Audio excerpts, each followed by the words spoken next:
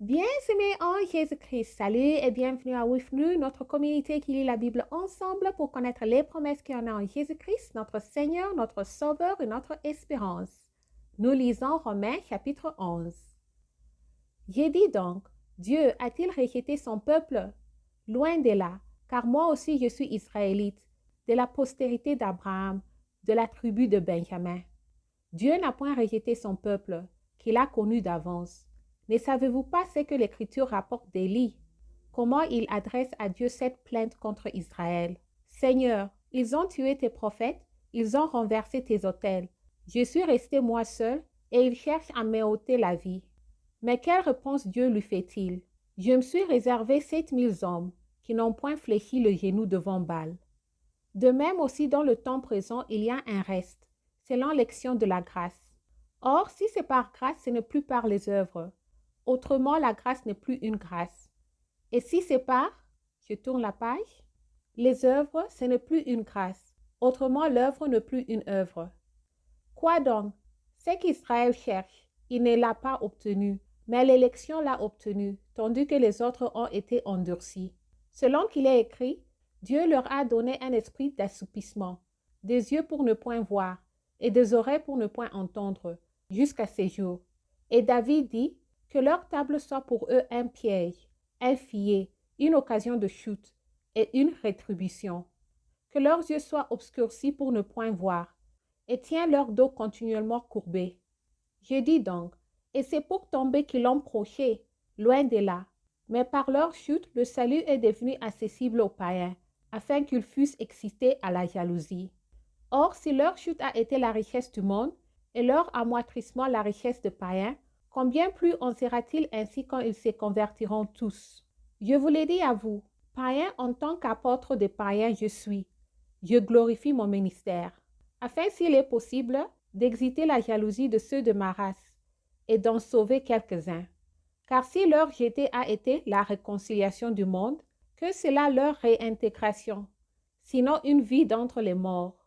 Or, si les méprises sont saintes, la masse l'est aussi, et si la racine est sainte, les branches le sont aussi. Mais si quelques-unes de branches ont été retranchées, et si toi, qui étais un olivier sauvage, tu as été hanté à leur place, et rendu participant de la racine et de la graisse de l'olivier, ne te glorifie pas aux dépens de ces branches. Si tu te glorifies, sache que ce n'est pas toi qui portes la racine, mais que c'est la racine qui te porte. Tu diras donc, les branches ont été retranchées, afin que moi je fusse honté.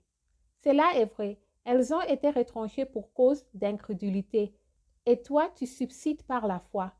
Ne t'abandonne pas à l'orgueil, mais crains. Car si Dieu n'a pas épargné les branches naturelles, il ne t'épargnera pas non plus. Considère donc la bonté et la sévérité de Dieu, sévérité envers ceux qui sont tombés, et bonté de Dieu envers toi. Si tu demeures ferme dans cette bonté, autrement tu seras aussi retranché. Eux de même, s'ils ne persistent pas dans l'incrédulité, ils seront hontés, car Dieu est puissant pour les honter de nouveau. Si toi, tu as été coupé de l'olivier naturellement sauvage et hanté contrairement à la nature sur l'olivier franc, à plus forte raison, eux seront-ils hantés selon leur nature sur leur propre olivier.